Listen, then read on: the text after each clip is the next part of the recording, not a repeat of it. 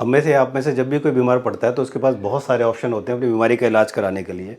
आयुर्वेद होता है, एलोपैथ होता है, नेचुरोपैथ होता है और होम्योपैथ, और इसके अलावा भी कई सारी पैथियाँ हैं जो ये होता है। लेकिन इतनी सब पैथियों होने के बावजूद भी प्रॉब्लम क्या है कि दुनिया दिन पर दिन बीमार पड़ती जा रही है, दिन पर दिन वो ठीक नहीं हो रही है और बीमारी पेशेंट बढ़ते चले जा रहे हैं। तो आज हम इस वीडियो में जानेंगे कि ये जो पैथियाँ हैं इसमें से कौन सी पैथी बेस्ट है और इस पैथी को कब और कैसे हमें यूज़ करना है। तो आइए शुरू करते हैं। नमस्कार, मैं हूं मानस समर्थ। तो जैसा मैंने बताया कि आज हम बात करेंगे कि कौन सी पैथी बेस्ट है और किस में हमें इलाज कराना चाहिए अगर हमें कोई बीमारी होती है।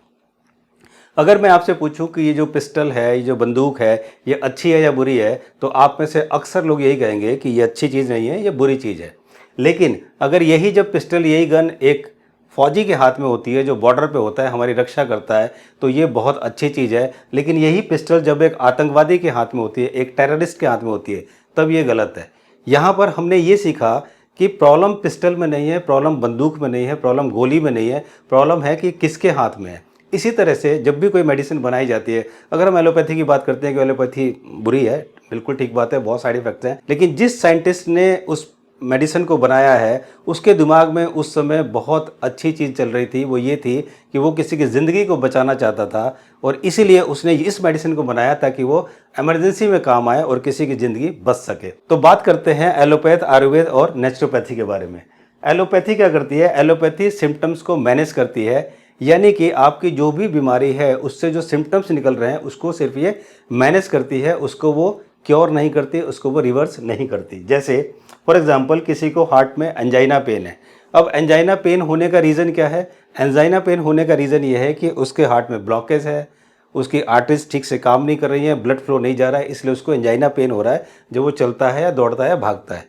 वहाँ पर एलोपैथ में एक टैबलेट दी जाती है, वो टैबलेट जब आप खाते हैं तो वो जो आपकी आर्टरीज है वो चौड़ी हो जाती है, खून पतला हो जाता है, वहाँ पे ब्लड फ्लो जाने लगता है और इससे आपके, यानी कि जो आपका सिम्टम्स थे, जो दर्द हो रहा था, वो आपका धीरे धीरे ख़त्म होना शुरू हो जाता है। यानी कि ये जो एलोपैथी की दवा है ये आपके इमरजेंसी के लिए बेस्ट है, यानी कि जब भी आप इमरजेंसी में हो तब आपके लिए ये बेस्ट है। अब हम बात करते हैं आयुर्वेद की कि आयुर्वेद कैसे काम करता है। आयुर्वेद करता है जड़ पर काम। एलोपैथ ने क्या किया? आपके सिम्टम्स को मैनेज किया।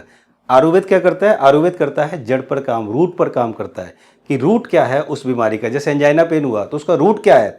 उसका रूट है ब्लॉकेज, और वो जो ब्लॉकेज बन रहा है तो जो आयुर्वेद क्या करता है? उस ब्लॉकेज को हटाने का काम करता है। आयुर्वेद वो काम करता है ताकि आगे भी ब्लॉकेज ना बने।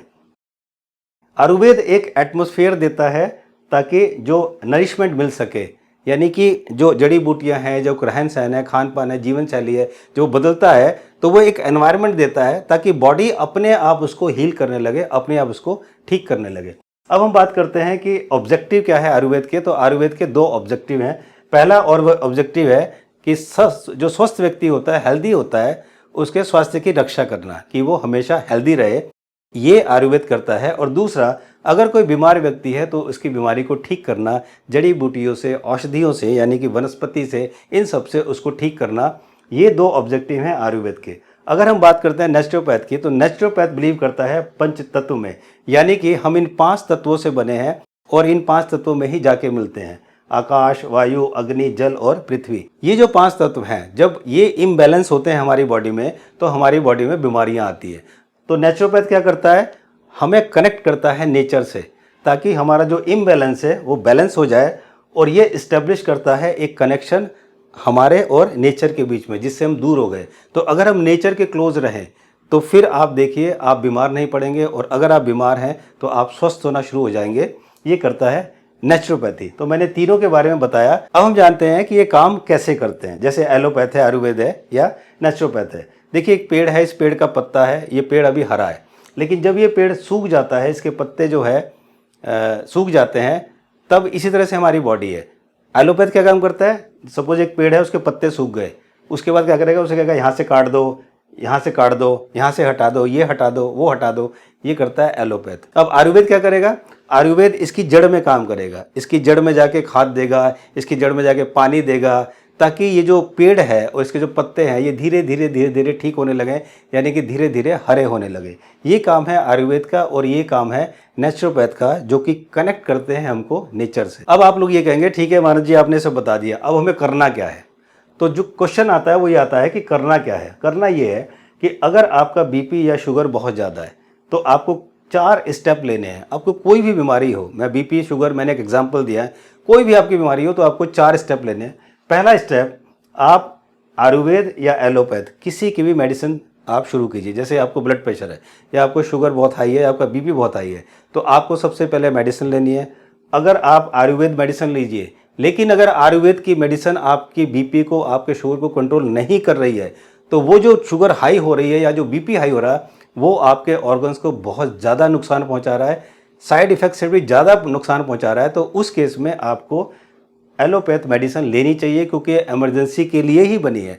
तो वहाँ पर आप एलोपैथ मेडिसिन लेंगे, सबसे पहले आयुर्वेद लीजिए। अगर आयुर्वेद से आप ठीक नहीं हो रहे हैं, कंट्रोल नहीं हो रहा है, तो फिर आप एलोपैथिक मेडिसिन लेके उसको कंट्रोल कीजिए। ये आपका पहला स्टेप है। दूसरा स्टेप है कि अपने आप को, ये मेडिसिन लेने के बाद अपने आप को कुछ समय दीजिए नॉर्मल होने के लिए, कि धीरे धीरे आपका बीपी या आपका शुगर अगर नॉर्मल रेंज में आया तब तक ना आए, तब तक अपने आप को टाइम दीजिए। जैसे ही आपका बीपी, जैसे ही आपका शुगर नॉर्मल रेंज में आ जाए, उसके बाद तीसरा स्टेप है कि अब आप सोचिए और प्लान कीजिए और अपनी लाइफस्टाइल को चेंज कीजिए। यहाँ पर आपको सोचना है, आपको प्लान करना है और अपनी लाइफस्टाइल को चेंज करना है, डाइट के थ्रू और अपनी एक्टिविटीज़ के थ्रू। यहाँ पर आप हमारी हेल्प ले सकते हैं, यहाँ पर आप हमसे कंसल्ट करके अपने डाइट प्लान बनवा सकते हैं, यहाँ पर आप हमारी हेल्प लेकर उसको ठीक कर सकते हैं। अब आता है फोर्थ स्टेप। जैसे ही हमने आपका डाइट प्लान ठीक किया, जैसे आपकी जीवन शैली ठीक करी, आपकी लाइफस्टाइल ठीक करी, आपका बीपी, आपकी शुगर नॉर्मल आनी शुरू हो जाती है।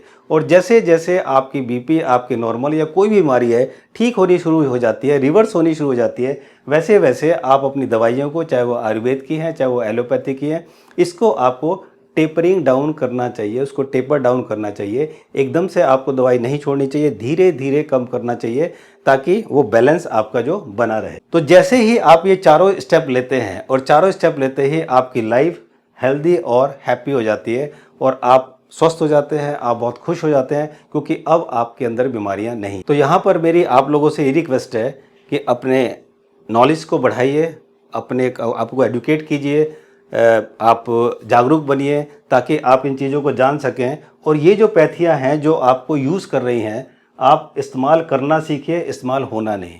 यानी कि आपको आना चाहिए कि इन पैथियों को हमें इस्तेमाल कैसे करना है, कब कौन सी पैथी को इस्तेमाल करना है, ना कि ये कि पैथी आपको यूज़ करे। और आपसे एक रिक्वेस्ट और है कि आप बिल्कुल भी बायस ना बने कि कौन सी पैथी सही है, कौन सी पैथी गलत है। जब आपकी जिस चीज़ की रिक्वायरमेंट हो, अगर इमरजेंसी में रिक्वायरमेंट हो तो इमरजेंसी में, अगर आपको आयुर्वेद से आराम नहीं मिल रहा है तो एलोपैथ में जाइए। और धीरे धीरे, जैसे मैंने बताया, अपने आप को नॉर्मल करके कंट्रोल करना और फिर दवाइयों को बंद करना शुरू कीजिए। This is the only right way कि आप अपनी लाइफ को ठीक से जी सकें। और अब मेरी कुछ आने वाली वीडियोज़ हैं कि नॉर्मल बीपी कितना होना चाहिए। बहुत लोग कहते हैं 150-100 भी ठीक है, 140-90 ठीक है, और 120-80 होना चाहिए। कौन सा बीपी होना चाहिए ये जानेंगे इस वीडियो में। नॉर्मल ब्लड शुगर कितना होना चाहिए, 100 फास्टिंग हो, 140 पीपी हो, या 150 या 250 भी हो तो कोई प्रॉब्लम नहीं है, तो ये आप जानेंगे इस वीडियो में। इसी तरह से नॉर्मल थायराइड कितना होना चाहिए, TSH लेवल 5.5 से ज़्यादा नहीं होना चाहिए, या 8 या 9 तक भी ठीक है। तो ये सब आप जानेंगे मेरी आने वाली वीडियो में। और मुझे उम्मीद है कि ये वीडियो आपको अच्छी लगी होगी कि किस पैथी को कैसे यूज़ करना है, कौन सी पैथी बेस्ट है। अगर आप इसको सही से जान पाएंगे तो बहुत अच्छे से अपना इलाज कर पाएंगे, बहुत जल्दी आप दवाइयों से छूट पाएंगे, चाहे वो आयुर्वेदिक की दवाइयाँ कोई ना हो। Thank you so much for watching this video.